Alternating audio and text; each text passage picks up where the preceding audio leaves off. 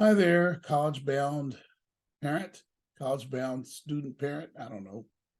Uh, I'm hearing over and over again that the schools are not giving schools to which your students have been accepted, and they've gotten financial awards that include a student direct loan. A lot of you have finally come around to the position after seeing your loan that you want them to take out their loan too to lower yours, and it will lower it by 5,500 the first year, 6,500 the second year, $7,500 each of the last 2 years. So they really should pay something for college, and that's how youth pay for college. Now, when they leave college, they'll probably owe about 300 a month for 3 or 4, probably 4 years, the way they have it now. If they make on-time payments, if they don't, it could go on up to 7 years. But if a student can't make a $300 payment when they leave college, really even be able to sometimes double up on payments, uh, that's not so good. Actually, that's the most the payment can be. There are lower payment methods that can be made once you consolidate that they can still finish up in 7 years by law. So don't count on any kind of loan forgiveness. It's not going to happen this time, and nor probably in the future without conditions, at least. So start thinking about that loan, and they're going to be taking that loan out this year for college to at least reduce some of your costs. Some of you are looking at some huge loans you got to take out. They need to do their loan too. Now, the schools, for whatever reason this year, are not telling the students about how to activate their student loan. It's called a direct student loan. Some still call it a Stafford loan, but that's erroneous. Won't get into why, but they need to activate it. Now, I thought I would show you here how they can activate that loan. It's really very, very simple to do. I'm going to show you that right now. Okay, I hope you get your student to see this part of the video. They really should do it. It's their loan.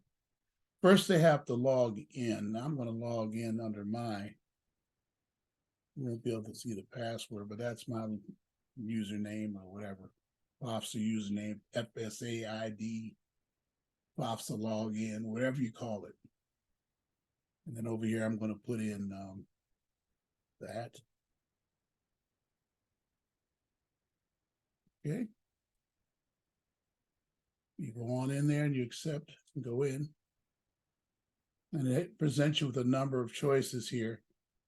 And by the way, since I don't have a loan, it doesn't go to my loan status screen. Once your student already has a loan, okay, I've started, okay.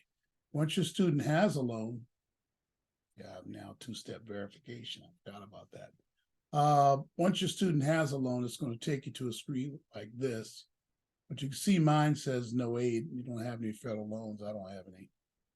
The one plus loan I had from my oldest daughter, I paid off because of a bonus I got from aerospace at the time. Isn't that great? I just paid most of it toward that loan, and then the rest of it I just paid off. In fact, I can find that history here.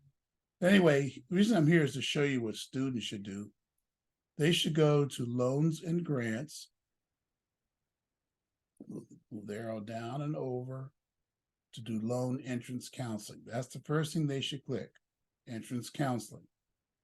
And they'll get a screen like this. Now it's going to take the student to go through all this. It will take them about an hour. I'm really used to doing it, so I can do it quickly, but I think that they can learn a lot by going through this. It'll be a little frustrating for them, but it's teaching them about loans and how to have responsibility to pay it back. So they really need to do this, and the government makes them do this as a condition of getting the loan, particularly since they're going to defer their loans most of till after they leave school. Now, I think students should pay on the interest while they're in school if they're working. You have to hold down the loan, but there you go. They can click here to start. It'll take them through various screens. You know, who you're going to notify your school. They explain what it's all about. They click continue. And now it's going to ask what school it is and type in the school's name and all that. But when they're done with that, they'll finish at some point. They should go back to loans and grants, down and over, to master promissory note. They go there, will look like a similar screen to the other, but it's a little different. You click I'm an undergraduate student, and they go in, and they create a promissory note. There's all my information there. Anyway, so you're going to have to verify the information, give references, which one of the references should be you. It should be another relative. The agreement's there for them to read, they review and edit, and they'll submit it. Look up top here under master promissory notes. So that's what they'll have to do. All right, I hope that helps with understanding the process. I want to see students do that right away, but at least lower your costs. Share here, at least lower your costs. They need to do that right away. Please don't wait, because what will start happening is schools have assumed that you're going to do that.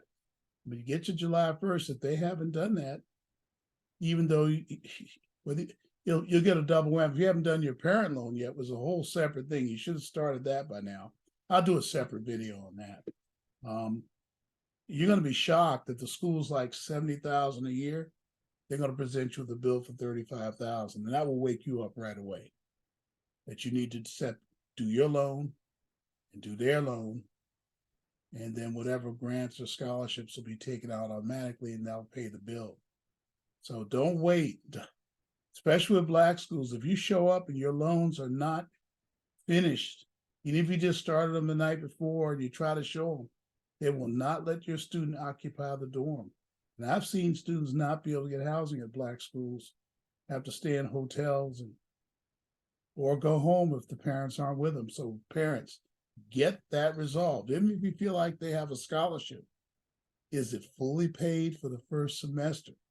That's what's going to determine if your student is sent home. Sorry to belabor this point, but I really think they need to activate their student loan for one reason or another, even if they're, quote, fully covered. Look at that financial aid award. If it has a student loan on it, you have to activate it. All right, I hope that you got that. I'm hearing a lot of people say they have free rides, and I know they can't. Look at that financial aid award. Maybe they got a big grant or scholarship, but there's a part not covered. I hate to see a technicality like that delay student getting in the dorm and increase your cost by them staying in a hotel for many, many days. And the school won't appear to be moving fast enough. It's very frustrating, parents. You can email me. Of course, I have my email address below if you have any questions.